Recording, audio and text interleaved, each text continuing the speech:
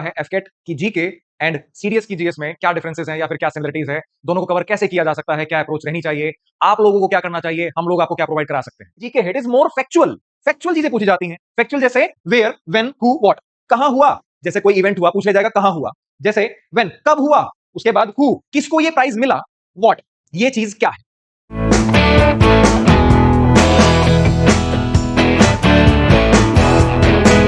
जय हिंद everyone, welcome to the in depth classes. और आज के हमारे इस वीडियो सेशन का जो टॉपिक है वो रहने वाला है एफकेट की जीके एंड सीडीएस की जीएस में क्या डिफरेंसेस हैं या फिर क्या सिमिलरिटीज है, दोनों को कवर कैसे किया जा सकता है, क्या अप्रोच रहनी चाहिए, आप लोगों को क्या करना चाहिए, हम लोग आपको क्या प्रोवाइड करा सकते हैं।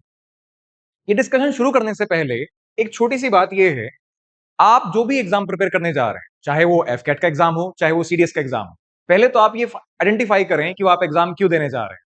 क्योंकि हम लोग अक्सर क्या करते हैं, हम मोटिवेशन ढूंढते हैं और सबसे असलियत का मोटिवेशन वही है जो उस काम को करने का रीजन होता है। जस्ट फाइंड योर सेल्फ कि आप एफकेट का एग्जाम या सीडीएस का एग्जाम क्यों देना चाहते हैं।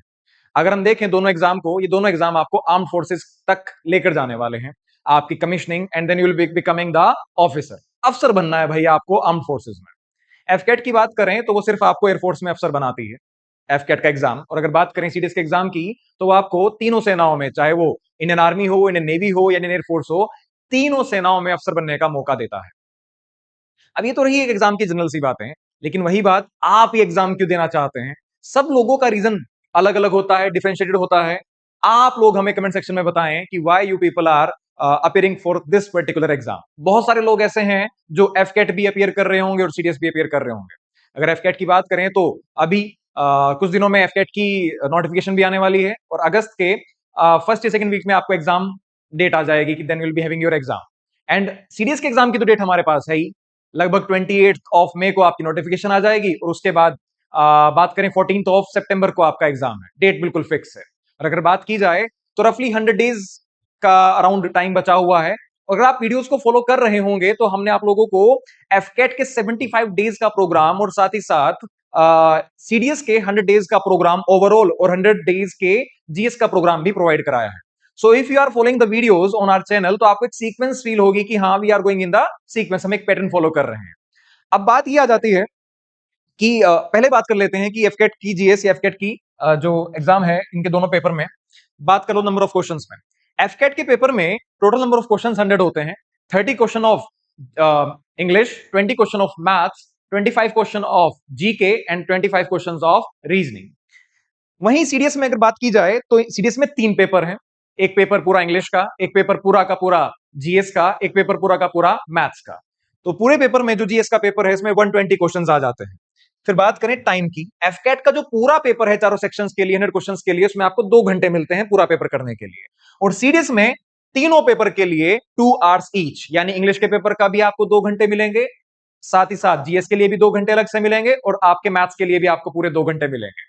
उसके बाद अगली चीज, मार्क्स, हर एक क्वेश्चन के कितने मार्क्स हैं। एफकेट में हर एक क्वेश्चन जो है वो 3 नंबर का है, लेकिन जीएस में, सीडीएस की जीएस में ऐसा नहीं है। वहां पेपर तो 100 नंबर का है लेकिन क्वेश्चन 120 है। तो अगर इस हिसाब से देखा जाए हर क्वेश्चन 0.83 मार्क्स का आ जाता है। उसके बाद नेगेटिव मार्किंग, एफकेट में नेगेटिव मार्किंग 1/3 और वही सेम नेगेटिव मार्किंग 1/3, यानी अगर आप कोई क्वेश्चन गलत करते हैं तो गलत करने में आपके 1/3 नंबर कट जाएंगे। यानी यहां पर देखा जाए तो लगभग 1 नंबर कटेगा और यहां पर 0.27 मार्क्स आपके कट जाएंगे। सिलेबस की बात करें, हम एफकेट का सिलेबस काफी डिटेल में डिस्कस कर चुके हैं कि मैथ्स में क्या पढ़ना है, रीजनिंग में क्या पढ़ना है, जीके में क्या पढ़ना है और इंग्लिश में क्या पढ़ना है। वही सारी चीजें हम सीडीएस की जीएस को लेकर भी डिस्कस कर चुके हैं कि डिफरेंट डिफरेंट सब्जेक्ट्स में टॉपिक्स भी क्या पढ़ने हैं। अगर आपने वीडियोस नहीं देखी हैं तो प्लीज जाकर वीडियोस देखिए जिसमें हमने डिटेल सिलेबस को डिस्कस किया है कि what should be covered for the exam. उसके बाद पेपर में जो एफकेट की जीके है it is more factual, factual चीजें पूछी जाती हैं। फैक्चुअल जैसे वेयर, व्हेन, हु, व्हाट, कहां हुआ, जैसे कोई इवेंट हुआ पूछ लिया जाएगा कहां हुआ। जैसे व्हेन, कब हुआ, उसके बाद हु, किसको ये प्राइज मिला, व्हाट, ये चीज क्या है। अब मान लो ब्रह्मोस, ब्रह्मोस का पूछ लिया तो ब्रह्मोस क्या है, BrahMos is a supersonic cruise missile. सिर्फ इतनी सी बातें, यानी एफकेट में जो क्वेश्चंस आपको मिलेंगे they are more of the one liner. लेकिन ऐसा आपको सीडीएस में नहीं मिलेगा। सीडीएस में जो जीएस है इट इज कंसेप्चुअल बेस्ड, क्योंकि एग्जाम यूपीएससी के द्वारा कंडक्ट किया जा रहा है और यूपीएससी की रिक्वायरमेंट है कि जो सिलेबस मेंशन किया है, जो टॉपिक मेंशन किए हैं, उनकी कंसेप्चुअल अंडरस्टैंडिंग है भी या नहीं। तो कंसेप्चुअल क्लैरिटी के लिए दो ही चीजें, why and how. Why and how का अगर कोई चीज है तो वो क्यों है। If sun rises from the east तो उसका कारण क्या है। कारण क्या है भैया, जो सन अपने आप तो मूव नहीं करता है, अर्थ रोटेट करती है वेस्ट टू ईस्ट, इसका मतलब ये एंटी क्लॉकवाइज। तो इसका मतलब ये है कि जो ईस्ट में है उसको पहले दिखेगा, sun rises from west to east too, और वेस्ट में छिप जाता है। सो कारण पूछा जाएगा कि कारण क्यों और ऐसा क्यों होता है, और ये चीजें पूछी जाती हैं आपके सीडीएस के पेपर में। वहां पर आपको स्टेटमेंट बेस्ड क्वेश्चन मिलते हैं। वो स्टेटमेंट बेस्ड क्वेश्चन में वो पूछेगा कि इनमें से कौन सा गलत है, कौन सा सही है, या फिर मैच द फॉलोइंग में पूछ लेगा कि सही को सही के साथ मैच करो, या कुछ क्वेश्चंस आपको बहुत वहां पर फैक्चुअल भी मिल जाते हैं सीधे सीधे तौर पर। अब ये तो रही पेपर की बात, लेकिन अगर हम आगे चलें एफकेट या सीडीएस की दोनों ही पेपर की बात की जाए तो दोनों पेपर आर्म फोर्सेज में आपको अफसर बना रही है। रीजन आपको पता होगा कि आप क्यों करना चाहते हैं। अब आता है हमारा रोल, हम यहां पर ये चीजें क्यों डिस्कस कर रहे हैं। We have been teaching the students offline, हम ऑफलाइन स्टूडेंट्स में बच्चों को पढ़ा रहे हैं, लेकिन जो लोग हम तक नहीं पहुंच पा रहे हैं, we are coming for those students, उनके लिए हम ऑनलाइन ये कोर्स यहां पर लेकर आने वाले हैं। जैसे हमने पहले भी बताया कि हम आपको हर एक चीज, चाहे वो एफकेट की जीके की हो, एफकेट के मैथ्स की हो, एफकेट के रीजनिंग की हो, एफकेट के इंग्लिश की हो, चाहे वो सीडीएस के इंग्लिश की हो, सीडीएस के मैथ्स की हो, सीडीएस के जीएस की हो। जीएस के भी डिफरेंट टॉपिक्स हैं, जैसे साइंस, फिजिक्स, केमिस्ट्री, बायोलॉजी, उसके साथ geography, history, polity, economy, environment and ecology, everything 0 से लेकर 100 तक हम अपने यहां पर डिस्कस करने वाले हैं कंप्लीट कोर्स। और ये जो कोर्स है, it would be free of the cost in terms of money. अब फ्री कह दिया तो इसका मतलब ये नहीं है कि ये फ्री है। हाँ, फीस नहीं देनी है आपको, लेकिन आपको देना है आपका समय। And I think time is the currency. समय तो सबसे ज्यादा जरूरी चीज है।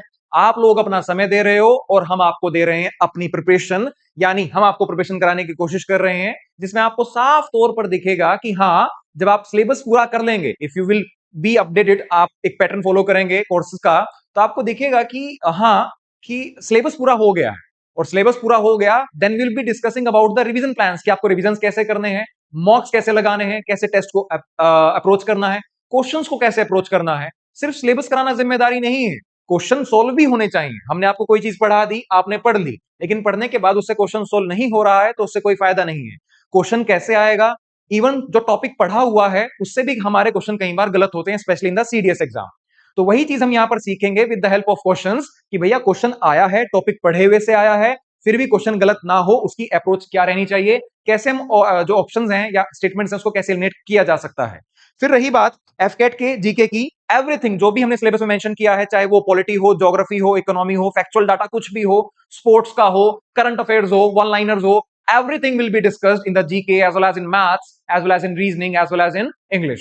हर चीज हम आपको यहां पर ढंग से पढ़ाने वाले हैं। हमारी रिक्वायरमेंट आप लोगों से सिर्फ इतनी है कि आपको फोकस्ड होकर पढ़ाई करनी है। अगर आप अपने ये कुछ दिन और अपनी जिंदगी का कुछ टाइम अपनी प्रिपरेशन को दे रहे हैं, तो बिल्कुल फोकस्ड होकर ये टाइम दीजिए ताकि रिजल्ट पॉजिटिव आए। एंड बिलीव मी, अगर आप ये चीज तरीके से कर लेते हैं, एक फॉलो पैटर्न में तैयारी कर लेते हैं, तो आपको एग्जाम पास करने से कोई नहीं रोक सकता। You have to just prepare then for your SSB and then you will get recommended and will become an officer. आज के लिए इतना ही। Thank you. जय हिंद। Stay updated.